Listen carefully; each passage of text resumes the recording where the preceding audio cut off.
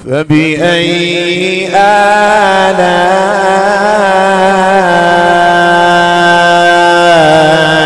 ربكما تكذبان. سيدنا محمد وعلى آل سيدنا محمد مبارك وسلم. صلاة وسلام عليك يا رسول الله يا حبيب الله صلى الله عليه وسلم. سنفرغ لكم أيها الثقلان فبأي آلاء ربكما تكذبان. يا معشر الجن والإنس إن استطعتم أن تنفذوا من أقطار السماوات والأرض فانفذوا لا تنفذون إلا بسلطان فبأي آلاء ربكما تكذبان. سنفرغ لكم أيها الثقلان. اس آیت میں حکمت و دانائی کے ہزار موتی پوشیدہ ہیں. بندہ اس آیت میں بھی غور و فکر کرے تو یہ آیت اس کی زندگی کو بدلنے کے لیے کافی. سنفرغ لکم ایھا الثقلان، اے جنوں انسانوں کے گروہ،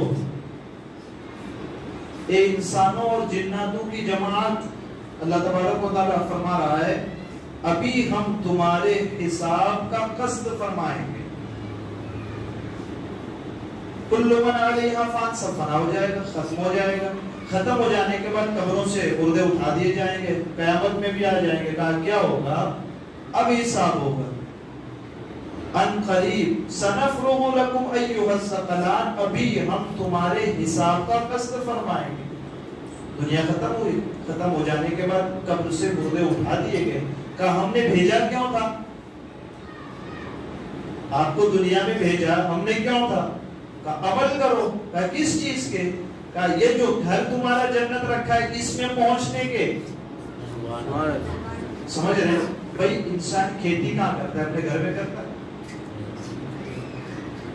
اپنے گھر میں کھیتی جس میں رہتا ہے اس میں کبھی کھیتی، اور جس میں کھیتی کرتا ہے اس میں رہتا نہیں. ٹھیک ہے، آپ تو کہ ہم نے کھیت میں بھی گھر دیکھے. میں کہا ہاں دیکھیں آپ نے کھیتوں میں مکان، لیکن جہاں فصل ہوتی ہے وہاں گھر نہیں ہوتا. کھیت میں بھی اگر مکان بناتا ہے انسان تو وہ الگ سے، اور جہاں کاشت کرنی ہے وہ جگہ الگ سے. ٹھیک ہے، تو سمجھ گئے نا؟ کھیتی کرنے کی، کاشت کرنے کی جگہ الگ ہے، اور رہنے کی جگہ کا جنت رہنے کی جگہ کہاں کی جگہ؟ ان اللہ اشتری من المؤمنین انفسهم واموالهم بان لهم الجنہ. مسلمانوں کے لیے تو جنت کیا ہے؟ رہنے کی جگہ. رہنے کی جگہ، اس جگہ میں رہنے کے لیے اور زندگی گزارنے کے لیے بھی تو کوئی کمائی کرنی پڑے گی نا. تو جہاں تمہاری اپنی دنیاوی زندگی کی مثال دیکھو کہ تم اپنے گھر میں رہتے ضرور ہو لیکن کاشت کھیتی اپنے گھر میں نہیں کرتے نا. وہاں بھی اس مکان میں رہنے کے لیے کہا حضور صلی اللہ علیہ وسلم کی حدیث پاک ہے نا، الدنیا مزرعہ الاخرہ، دنیا آخرت کی کھیتی ہے. کہا مکان میں وہاں رہو کہ کھیتیاں کرو. سمجھ رہے نا؟ جو یہ کہا گیا نا کھیتی یہاں کرو، تو یہ اس لیے کہا گیا ہے کہ یہ ہماری دنیا ایک کھیت کی مانند ہے. اس میں ہم اور آپ جو بھی بوئیں گے گیہوں تو پھر وہاں پہنچ کے گیہوں ملے گا، یہاں جو تو وہاں پہنچ کے جو ملے گا. یہاں گیہوں بو کے وہاں امید کریں مکئی نکلے، ایسا نہیں ہو سکتا ہے نا. یہاں کانٹے بو کر وہاں یوں سمجھے کہ اولیاء کی صفوں میں شامل ہو جائے گا، یہ کیسے ہو سکتا؟ یہاں گناہ کیے تو پھر مجرموں میں شامل کر دیے جائے. یہاں نیک عمل کیے تو وہاں بھی نیکوں میں شمار ہو جائے. تو یہ ہے اصل ہمارا اور آپ کا مکان کدھر کا؟ وہ تو جنت ہے. ہاں یہاں اس کی تیاری کرنی ہے. سنفرغ لکم ایھا الثقلان کہہ کر کے اشارہ کر دیا. یہ دنیا ختم ہو جائے گی نا، پھر حساب کی باری آئے گی. تو قیامت کی طرف اشارہ ہو رہا ہے یہاں. ان قریب ہم تمہارا حساب لیں گے. حساب لیں گے. کہا کس چیز کا؟ کہا تم جو دنیا میں کر کے آئے ہو اس چیز کا حساب ہوگا. اعملوا ما شئتم. قرآن میں دوسری جگہ اللہ تبارک و تعالیٰ فرماتا ہے اعملوا ما شئتم انہ بما تعملون بصیر. ایک انسان آتا ہے اس دنیا میں پیدا ہونے کے بعد، خیر، بھلائی، نیکی، اچھائی بھی اس کے اندر ہوتی. اب یہ اس پہ ڈیپینڈ کرتا ہے کہ وہ اپنے اندر کی اچھائی لوگوں کے سامنے پیش کرے. اب یہ اس کے ظرف کا مسئلہ ہے کہ وہ اپنے اندر کے اخلاق اچھے پیش کرے. ہاں برائی بھی اسی میں ہوتی ہے, گندگی بھی اسی میں ہوتی ہے, بد اخلاقی بھی اسی میں ہوتی ہے. اب چاہے تو وہ برائی پیش کرے, چاہے اچھائی پیش کرے, چاہے خیر پیش کرے, چاہے برائی پیش کرے.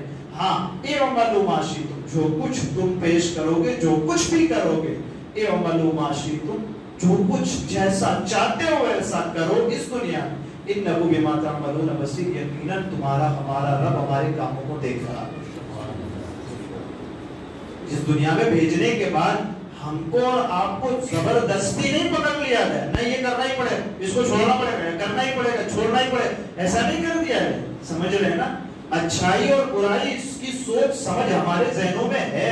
ہم یہ کریں گے تو ہمارے لیے فائدہ, ہم یہ نہیں کریں گے ہمارے لیے اس میں نقصان بھی کوئی نہیں. سمجھ رہے ہیں نا اس کو, تو کوئی یہ بھی نہ سمجھے کہ ہم تو مجبور ہیں, بھائی ہمکارا تو لکھ دیا گیا ہے, ایسا ہی ہونا ہے ویسا ہی ہونا ہے. ٹھیک ہے, تقدیر کا مسئلہ اپنی جگہ پر, لیکن آج ایک مسجد کے پاس سے بندہ اپنے جاب کے لیے گزر رہا ہو تو اس کے ذہن میں اذان ہوتے کے ساتھ ایک خیال آتا ہے نا, چاہے تو وہ مسجد کے اندر داخل ہو جائے, چاہے تو اپنے جاب کے لیے چلا جائے, 5 منٹ لیٹ کر کے جاب کو جائے اور 5 منٹ دیر کر کے مسجد میں بیٹھا رہے. اتنی سمجھ ہے نا کہ اعملوا ما شئتم, جیسا چاہو کرو, چاہے اچھائی کرو چاہے برائی کرو, جیسا چاہے ویسا کرو, لیکن اس بات کو یاد رکھو انہ بما تعملون بصیر, تمہارا رب ہمارا رب ہم سب کو دیکھ رہا ہے. کیوں؟ ہم چاہتے تو یاسین میں نہیں کہا وَلَوْ نَشَاءُ لَتَمَسْنَا عَلَىٰ أَعْيُنِهِمْ فَاسْتَبَقُوا الصِّرَاطَ فَأَنَّىٰ يُبْصِرُونَ وَلَوْ نَشَاءُ لَمَسَخْنَاهُمْ عَلَىٰ مَكَانَتِهِمْ فَمَا اسْتَطَاعُوا مُضِيًّا وَلَا يَرْجِعُونَ. جی یہ کیا کہا, اگر ہم چاہتے تو جیسے گناہ ہوا اس کی آنکھ نکال لیتے, اندھا کر دیتے اس کو. اللہ قادر ہے نا بھائی. اگر ہم ابھی کسی کی اگر ابھی ہم کوئی گناہ کر ڈالے, اللہ تبارک و تعالیٰ اس کی سزا میں فوراً ہماری آنکھیں لے لیں, یہ ہو سکتا ہے. ہاں تو نہیں کیوں ہوتا, کہ یہ جو دنیا کی زندگی ہے یہ تمہارے اعمال کرنے کی جگہ ہے. تم غلط بھی کرتے ہو تو ہم بر وقت سزا نہیں دیتے, اسی وقت تمہاری گرفت نہیں کرتے, اس سبب سے نہیں کرتے کہ کاش میرا بندہ سمجھ جائے, کاش وہ توبہ کر لے, اپنے رب کی بارگاہ میں پلٹ آئے.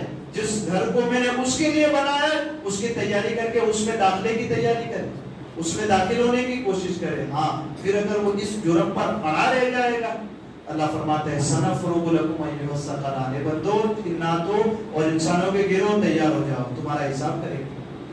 سمجھ, اب حساب پھر اللہ تبارک و تعالیٰ فرمائے. تو یہاں ہمارے لیے سب سے بڑی نصیحت ہے کہ اس دنیا میں ہم کو بھیجا گیا ہے تو یہ چند لمحوں کی زندگی میں ہمارے اس گھر کی طرف نظر ہو, اس گھر کی طرف نظر نہ ہو. یہ تو ہوگا تب بھی زندگی گزرے گی, نہیں ہوگا تب بھی زندگی گزرے گی.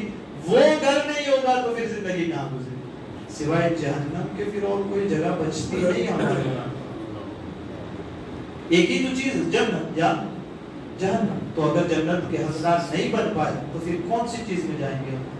تو یہ چیز بڑی حکمت اور دانائی کے پھول ہمارے سامنے بکھیرتی ہے. اس میں ہم جتنا غور و فکر کریں وہ ہماری زندگی کے ہر بند بات کو کھول کر کے ہمیں روشنیاں دکھاتی ہیں.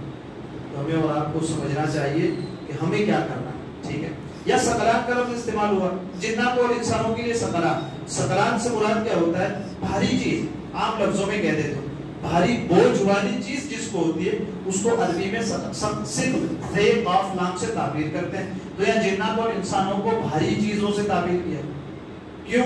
اس کی ایک تفسیر بتائی جاتی ہے کہ انہیں ثقلان اس لیے فرمایا گیا کہ یہ گناہوں کی وجہ سے بھاری ہو جاتے ہیں. انسان بھی گناہ کرتا ہے, جنات بھی گناہ کرتے ہیں, یہ اپنے گناہوں کے سبب بھاری ہو جاتے ہیں, اسی لیے ثقلان کا لفظ استعمال فرمایا گیا. اور پھر آخر میں فَبِأَيِّ آلَاءِ رَبِّكُمَا تُكَذِّبَانِ, اے جن و انسانوں کے گروہ اللہ تعالی دیگر نعمتیں عطا کرنے کے ساتھ ساتھ قیامت کے دن اعمال کے حساب کے معاملے میں تمہیں تنبیہ کرنا بھی ایک نعمت ہے.